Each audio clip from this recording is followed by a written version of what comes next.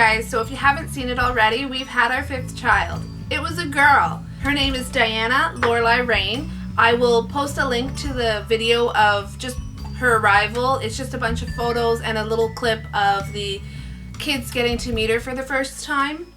Today I thought I'd do a birth story for you, kind of vlog, because we had planned to videotape this birth and unfortunately there was no time.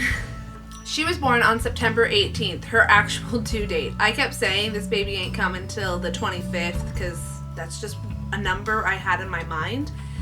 And no, sure enough, she came on the day. So on just prior to the weekend, I had my last 40-week checkup and the doctor did a sweep and everything.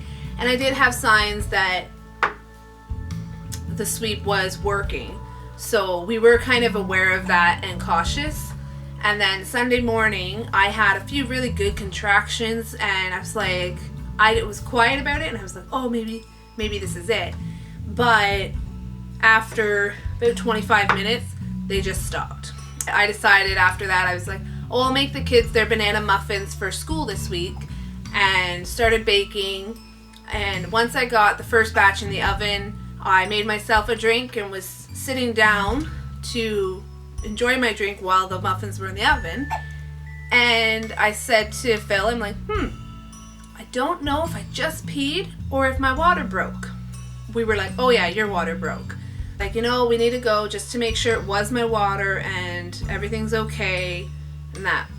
So once everyone arrives, we head on down to the hospital. We got there around 11 or so, and they did the test and everything, and they're like, well, it's not positive enough to say that your water broke. So I was very confused because every birth I've had has been a different experience, and this one was just that, another experience. Anyways, they sent us home, so I was like, I'm really hungry and I really wanted a Asiago spicy chicken. So off we went to Wendy's and we got that for me, and everyone else got food as well. And when we got there, I was like, guys, I just soaked my pants. It's like, I'm pretty sure my water is broken. I think they don't know what they're talking about at the hospital. And sure enough, like, I went, changed everything, and sure enough, while waiting in line to get the food, it happened again. I'm like, you know what? There's something, like, I'm in labor. Like, I don't care what they say. I know I'm in labor. I was like, there's no contractions, but they're gonna come in the next 6 hours, I bet. So we came back home and I took a nap, and then my mother-in-law was with the kids, and Phil took the kids out for a walk, and I think they went to the comic book store.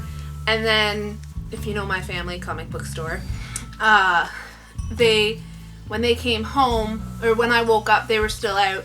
And I was like, I'm gonna get a shower because, I'm still gushing all this water. I just want to get a nice shower.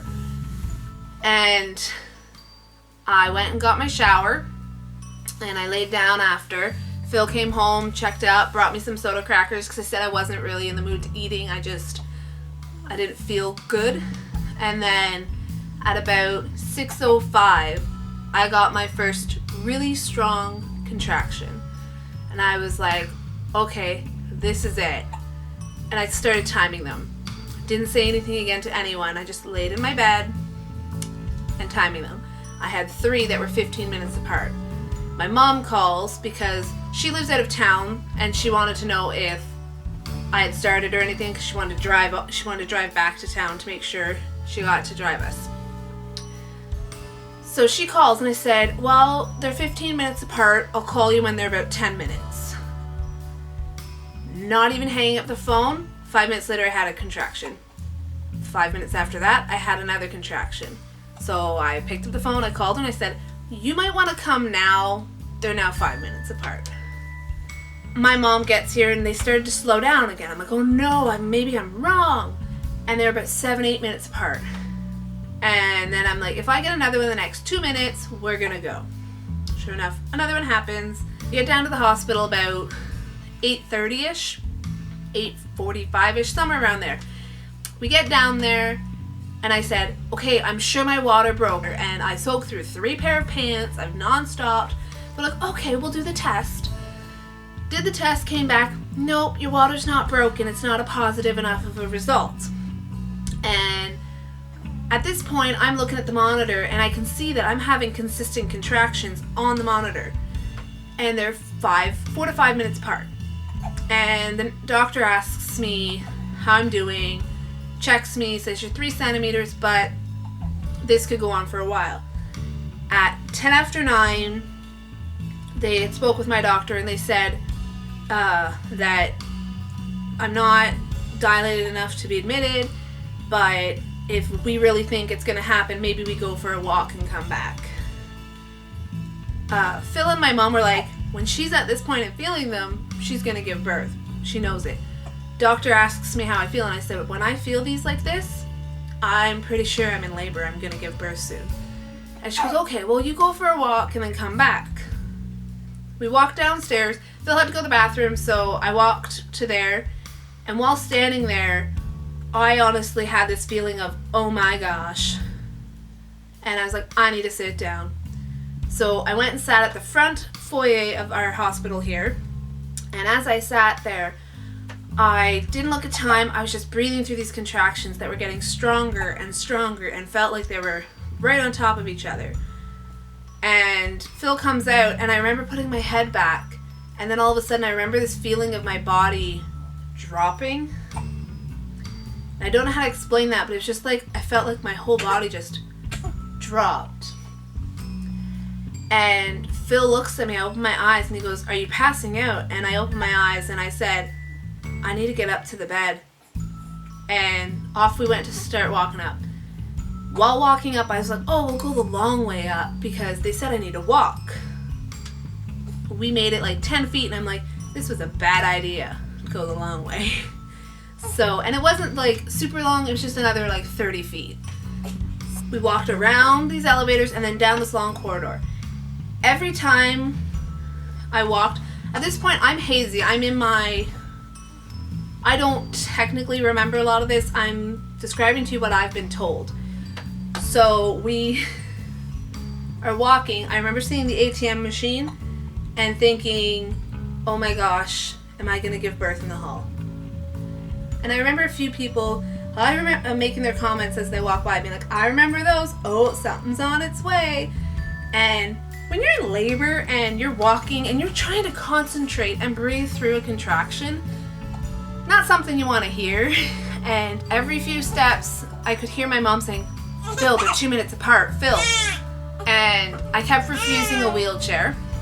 I was very adamant and stubborn, and I'm going up there with, like, on my own 2 feet. I remember getting up back to the bed, and they said, oh, okay, undress, we're going to check you again.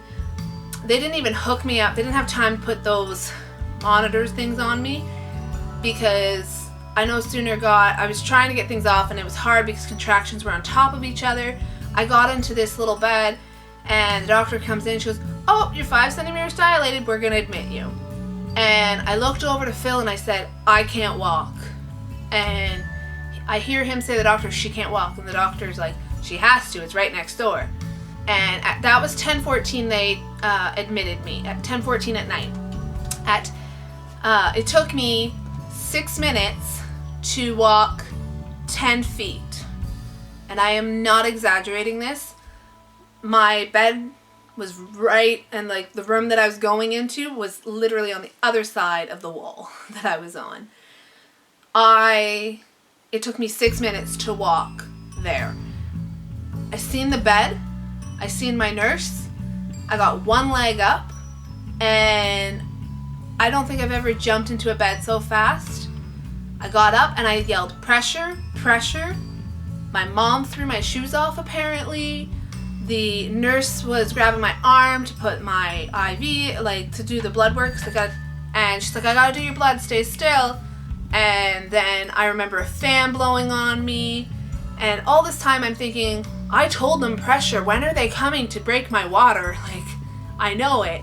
And then I hear the nurse calling for someone, and Phil was rubbing my belly, and I said, don't touch my belly. And then I remember feeling the birth happening. And when that started happening, I knew my doctor wasn't there. There was no doctor there. I could hear the nurse talking with someone who opened the door and says, do you need help? And the nurse is like, yes, I need a doctor. And this person comes in, and then it was a couple pushes and she was out. There was a lot of, they're trying to get my attention because I was just so focused on my breathing and trying to stay calm and not scream or anything. And she was born at 10:22. So I was admitted at 10:14. I got to my bed at 10:20, and she was born at 10:22. She is my fastest delivery ever. And she had, unfortunately, after my delivery, there was some issues with me because she was so fast. I was losing a lot of blood, and it was hours of them working on me, dealing with me, and I could see on my doctor's face she was worried. I could see on my mother's face she was worried. But I was focusing on the new baby that's on my chest and Phil. And Phil was helping me hold the baby because unfortunately I was like upside down in a way because they were doing stuff trying to help stop the bleeding. But I didn't really care that I was bleeding. I didn't really worry about that I was bleeding. I just tried to stay focused on this new baby on me and Phil. And that was it. I knew something was wrong, but it didn't register to me in a way. I don't know how to explain it, but it was just, she was determined to come. Like, they didn't have time to break her water. Phil says when she came out, the water burst, and like the water burst, and there she was. Phil was worried he was gonna have to give birth to her.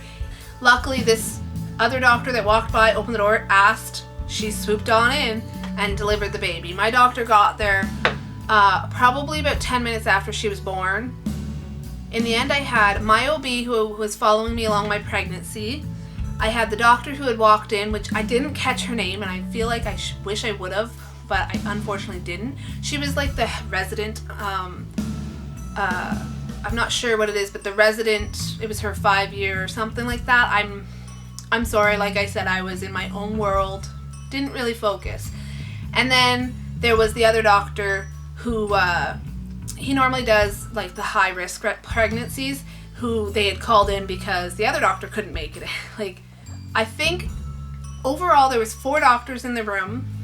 4 doctors worked on me or had done something with me, and it was really complicated in my opinion, but like really complicated now that I look back at it. But at that time they were doing what they could, right? So the one that walked by and actually did the delivery, the other doctor, the male doctor, was standing behind while the delivery was happening because he had walked in after she had already started. And then my OB came in, then the one who was covering my OB came in to finish up and do the afterbirth stuff, like stitches and whatnot. And then when she left, my OB came in, and then my OB, because I was bleeding so much, was trying to maintain it, brought back the one who actually, the resident who did the birth part, and she did some massaging of my belly to help contract me back down, hopefully stop the bleeding, did some more stitches, and she did stitches 2 more times actually. And then my OB was doing a bunch, and then near the very end they brought back that high risk doctor, and he did a check over because I was still bleeding a lot, like, yeah, sorry if it's too much detail, but I was still bleeding a lot, and he deals with that, I guess, more. So he came in to do an overall check and said, I think she'll be okay, like, we'll just watch it for overnight. And about, I don't know, a while went by and they finally let me go. I didn't make it into my own room till in the middle of the night. And this is the first time I actually said to Phil, I'm like, I need you to stay at the hospital with me. And the only reason why I asked that is because normally he goes home and hangs with the kids, helps get them ready for school, and then comes back. But this time I was like, I need you to stay. And it was just because I knew something different had happened. And I wasn't really sure how I was going to feel, if I could move or what. And it was just different, so I wanted him there. And he stayed, and we got to go home the next day, and it's been a different birth. Like, she was a fast birth. She was a different afterbirth kind of experience. And even the, like, day 3, 4, and 5 are normally the worst after you have the baby because you're in that healing process. But for me, day 3, 4, and 5 were, like, excruciatingly hard. And I was kind of like, what the heck? Like, this isn't normal. But I kept saying, every birth is different. Every pregnancy is different. I've now had 5 births, and every single one started off different in the process. Every single one had a different experience during the birth. Anyways, guys, I hope you liked hearing about my birth story. And remember, hit that subscribe button. I'm hoping to do monthly updates on her. I'm sorry I wasn't able to do more of my pregnancy vlogs, but the summer it got really busy, and with the other kids, I was unable to find that quiet time. Even now, I have sent Phil out for a walk with 2 of them. 2 are doing homework downstairs, and she's just having a little quiet time. So yeah, thanks for watching, guys, and hit that subscribe button. Gentle, you baby sister.